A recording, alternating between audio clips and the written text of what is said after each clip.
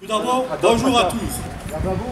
Merci à vous d'être présents à cette cérémonie pour la libération de Hayange, il y a cela 81 ans, par l'armée américaine. Cette commémoration annuelle est importante, car nous devons tous nous souvenir de cette triste page de l'histoire, où le 10 septembre 1944, Hayange, après 4 années d'annexion, fut libéré du joug allemand. Les soldats américains du 1er bataillon du 357e régiment d'infanterie US, après des durs combats avec des troupes allemandes, libéraient notre ville. Le bilan fut lourd, 11 tués et nombreux blessés, dont le colonel Edward Smith Hamilton. Sur les 11 tués, 7 seront repartis au cimetière de Saint-Avold, le plus grand d'Europe.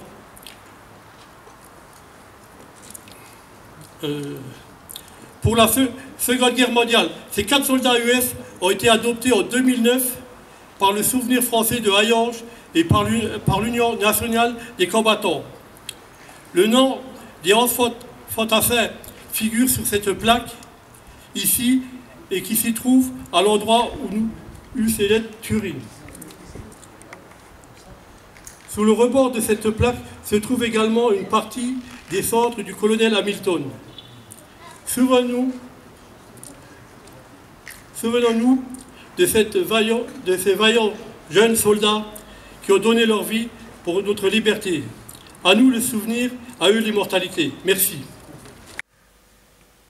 Bienvenue, on est nombreux aujourd'hui et je crois qu'on peut s'en réjouir. Merci aux porte-drapeaux d'être présents aujourd'hui. Merci également aux pompiers. Merci également au Souvenir français pour l'organisation. Je salue la présence de Madame la DGA qui remplace Monsieur Drouin aujourd'hui pour le Souvenir français.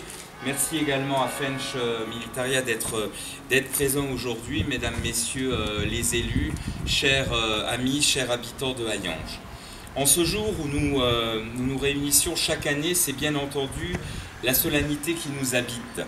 Car c'est le jour où notre ville a été libérée et bien d'une emprise lourde et infâme pour Hayange comme pour toute la France, comme vient de le rappeler Monsieur le Président du Souvenir français de Hayange, Monsieur Christian Ruher. Aujourd'hui, je veux d'abord rappeler que nous ne nous retrouvons pas simplement pour évoquer un simple souvenir. Nous nous rassemblons pour rendre hommage à ceux qui, par leur courage, ont redonné vie à une idée bien plus grande qu'eux-mêmes, la nation française.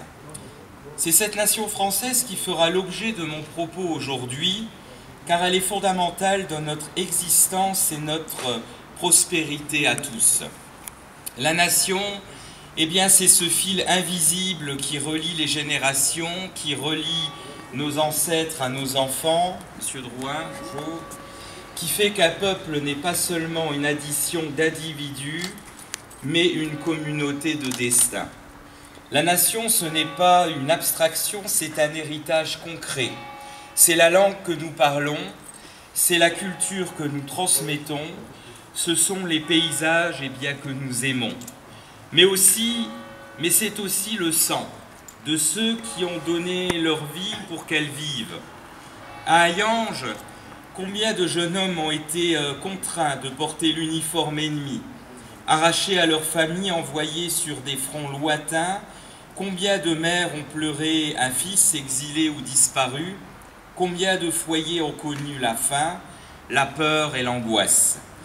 Pourtant, jamais l'âme française ne s'est éteinte, parce que la nation même humiliée vit dans le cœur de son peuple.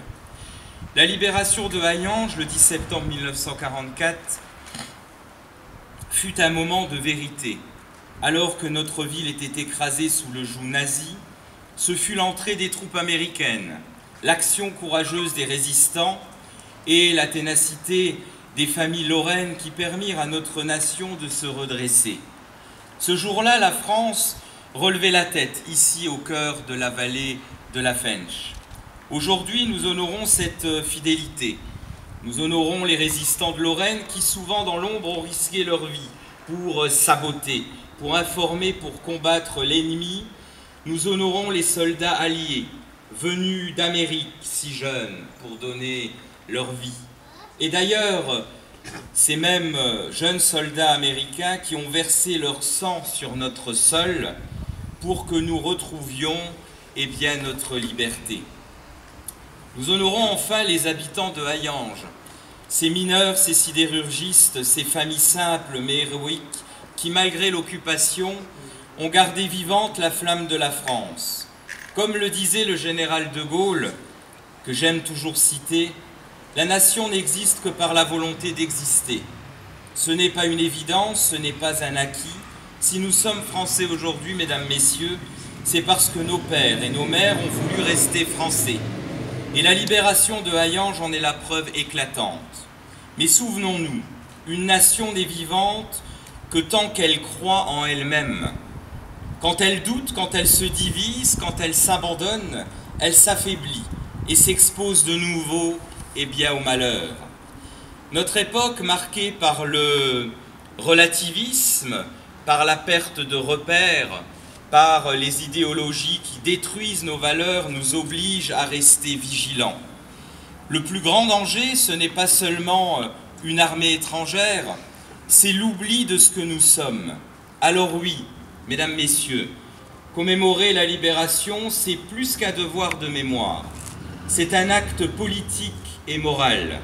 C'est affirmer que nous refusons la déconstruction de notre nation, que nous refusons la dilution de notre identité, que nous voulons continuer l'histoire de la France comme une grande continuité. Ce que nous célébrons ici, ce n'est pas seulement un passé glorieux, c'est une exigence pour l'avenir de notre pays. À Hayange, nous savons ce que signifie appartenir à une nation. Nous savons que ce n'est pas seulement un droit, mais une responsabilité. Nous savons que la liberté n'est jamais donnée, mais qu'elle se mérite et qu'elle se défend. La libération de 1944 nous l'enseigne. Elle fut conquise par le sacrifice et par la foi inébranlable dans le destin français. Chers Hayangeois, souvenons-nous, sans nation, il n'y a pas de liberté. Sans nation, il n'y a pas de justice. Sans nation, il n'y a pas de civilisation. C'est pourquoi aujourd'hui encore, nous devons être les gardiens de ce trésor.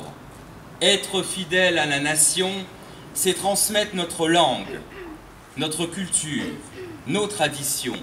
C'est éduquer nos enfants dans l'amour de la France. C'est refuser les idéologies qui veulent détruire ce que nous sommes depuis des millénaires.